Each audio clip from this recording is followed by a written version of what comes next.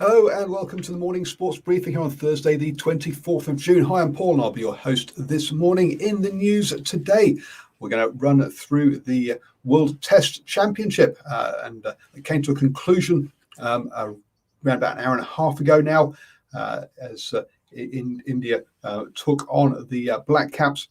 Also, we have signing news for the Warriors over in rugby. We've got the impact of the COVID increased levels of alert levels in Wellington. Also, some new laws coming into effect for test matches from the 1st of August. The NBA finals continue. And this is your best way to start the day up to speed with all the important sports news. And we also have squash news for you as well. Kicking off then with the Warriors, and Chad Townsend has signed with the Warriors through to the end of the season. His required as injuries have impacted the Warriors and will be a good replacement or a good addition to the squad for them. He's not the only signing this week.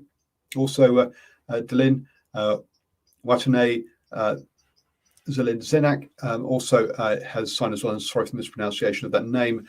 You can get all the details on that by listening to the Standoff show that was broadcast last night with that Chad Townsend announcement coming during the show. So check that out on our Facebook, YouTube pages, or also you can listen to it as a podcast as well. Just search for New Zealand Sports Radio wherever you get your podcasts from.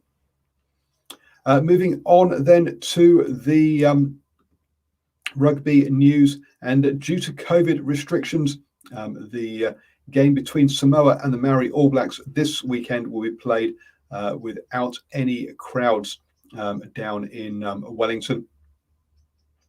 It has also impacted other sports down there with the squash being postponed, for example, as well as other sports having to be played with no crowds as well. So as we go into as well as we go into level 2, that's impacted that. But so yeah, the game is still going to go ahead at 7 p.m. on Saturday.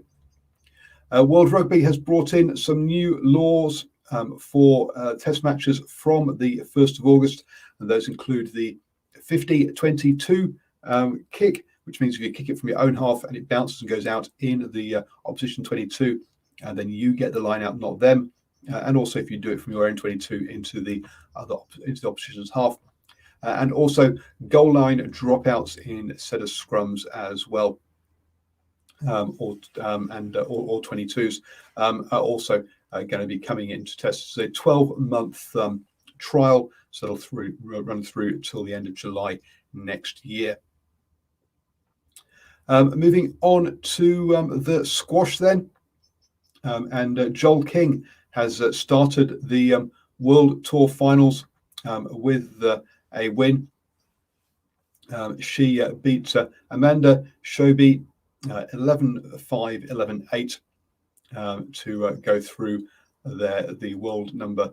Joel King, the world number 8, against the 6th ranked Amanda there, getting a good win to kick off her World Tour World Tour Finals.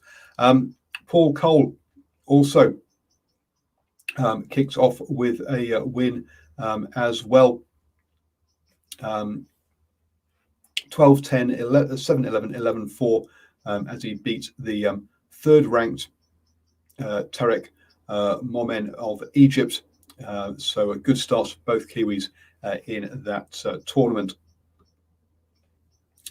Moving on to the basketball, and the Phoenix Suns took a 2-1 lead over the LA Clippers, winning 104-103, a real tight one, winning with a score for, an alley-oop from Anton with 0.7 seconds remaining.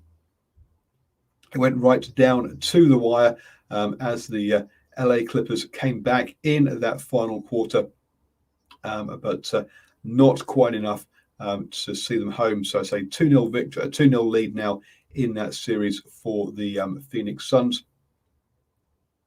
The Eastern Conference Finals will kick off today between the Atlanta Hawks and Milwaukee Bucks in that one. So, but the big news of the day, let's be honest, is the cricket.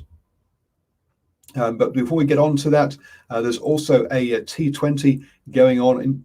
It's actually going on between Sri Lanka and England. It is live as we speak. Sri Lanka reached 125 for 6 off 19 and a half overs. 3 more balls with their innings to go before England get to reply. And do join us at 7 a.m. tomorrow morning for the morning sports briefing. We'll bring you the result of that one tomorrow. As Aaron says in the live chat, we are the champions, and that is right. In the World Test Championship, New Zealand has beaten India by 8 wickets in this one. As he says, Williamson and Taylor are the GOATs. Those are the two that saw New Zealand home. New Zealand's two tops, two elder statesmen, batsmen, there finishing on 52 not out and 47 not out, respectively. So Kane Williamson getting his half century there, as Ross Taylor hit the winning 4 to see England home. We had headed into the final day, which was the 6th day of this test match after we lost 2 days to rain, and with a draw looking like the most likely result. But Carl Jamieson took early wickets, getting Kohli and Pujara out early on, and Bolts added Rahane before lunch. After lunch, they continued the damage as Tim Southey took 4 wickets in total for the innings. Bolt 3, Jameson 2, and Neil Wagner 1 as the 4 quicks bowled all of the 73 overs. That bowled India out for 170. The top scorer there was Rashid Pant, the wicketkeeper, with 41. And in the second inning, in New Zealand, chasing that target of 139, and they lost Tom Latham early for 9, and also Devon Conway for 19, as the spin bowler Ravichandran Ashwin took the only 2 wickets that India got in that innings. So a fantastic win for the Black Caps. BJ Watling finishing his final test with a dislocated finger, which, as he was trying to collect a ball, looked very painful. But he still played on and came out after lunch to help the Black Caps round off the innings, even taking the catch of Jadeja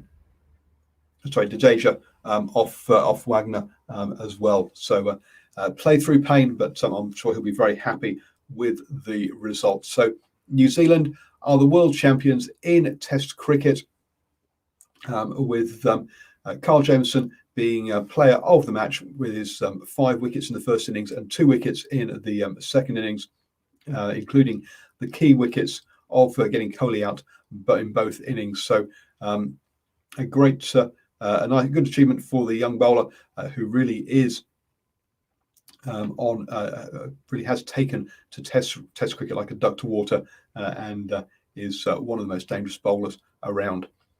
You have now started the day the best way with all the important sports news. Hope you're having a fantastic week, folks. Don't forget the weekend's not that far away.